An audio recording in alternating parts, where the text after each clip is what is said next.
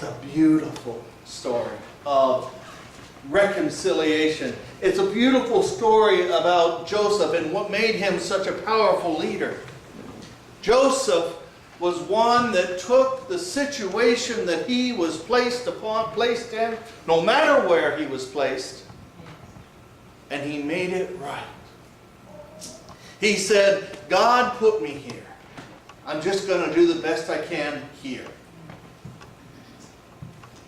When he was sold into slavery, he was sold into slavery by Ishmaelites.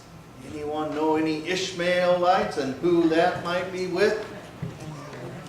Yeah, there's an old name from the earlier stories we have read. One of Isaac's boys. No, Abraham's boys. One of Abraham's boys, Isaac's brother, Ishmael. These Ishmaelites come along and they take Joseph to Egypt. All part of God's plan, but who knew? And who knew? It wasn't a plan that was now. It was a plan that if you followed along, if you kept believing, it could happen.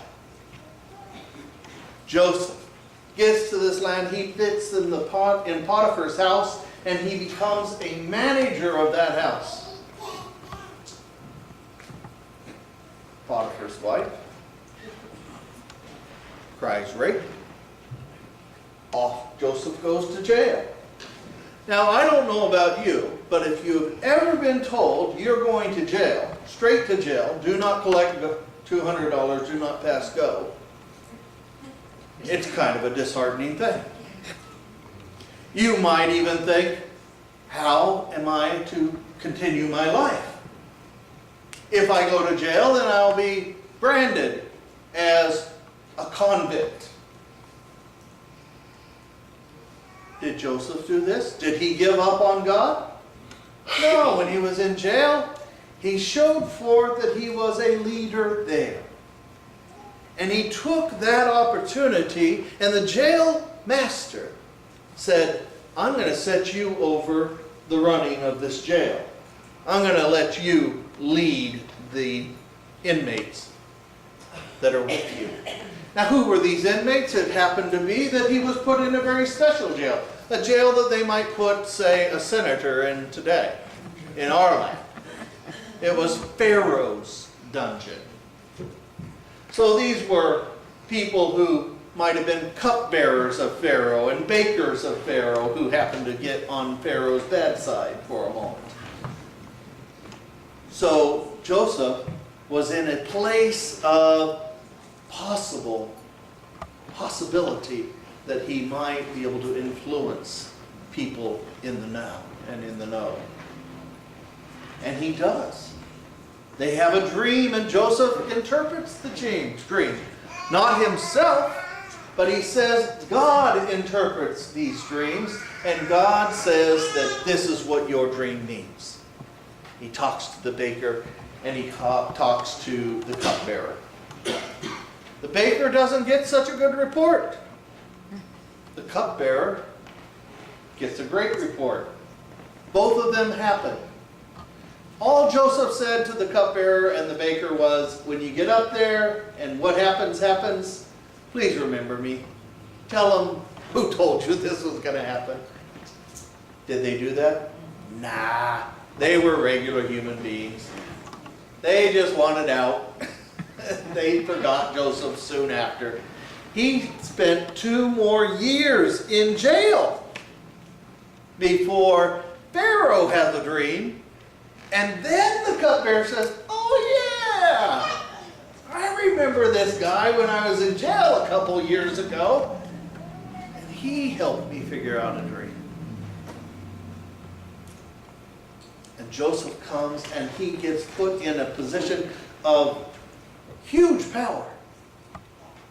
In Pharaoh's absence, basically, Joseph was Pharaoh. If Pharaoh could give any amount of power to anybody, he gave them a huge amount to Joseph. Now, you know we've been listening on the news today, right? About all these 99%ers. right? These occupiers. Well, guess what? Joseph was going around on behalf of Pharaoh saying, we're going to have a famine in a few more years. We got 7 years of good times going here, but there's going to be a famine. And guess what I want you to do? I want you to give me a good portion of whatever you've got of your abundance right now. I want you to give it to me so that we can meet it out over the bad years. Imagine if the government came today, sending some ambassador to your house and to your cities, and the city government was to go around to everybody's house and say, give us of your abundance. Just only use what you need. We want to take what you have extra and we want to give it to everybody else. It just wouldn't work, would it? That's exactly what Joseph was doing. He was storing up all the grain and everything that he could because he knew that years were coming when there would be not so much. A famine was coming. So if you don't think the Bible doesn't apply today, it does. It keeps happening over and over and over again. We keep on seeing the connection. God says, what I've given you is not yours anyway. It's mine. And all I want you to do is utilize it to the best of everybody's ability. For those who have, give to those who have not. Because when you do, it will come back to you. It always does. It always has. Because there's another principle about life. Those who have will always have. Those who have not may not have it again. And so there is a principle in society that societies that take care of one another and keep things going is just like the lock systems in the Panama Canal. They raise the water so that all the boats can get over the land. They raise the water, and that water raises, and it raises all the boats so that they can pass through. If you get to a point where one lock says, I'm not going to give any water to the other locks, then no boats are going to pass. Such is life. We must share with one another. We're getting close to Thanksgiving, and I hope that in your time with your families, who are probably just as dysfunctional as Jacob's family and Joseph's family, that you will take a moment to look at what Joseph did with his brothers and forgive them. And let them know that they may have intended what they did, or brothers or sisters may have intended bad on whatever it was that they may have done to you.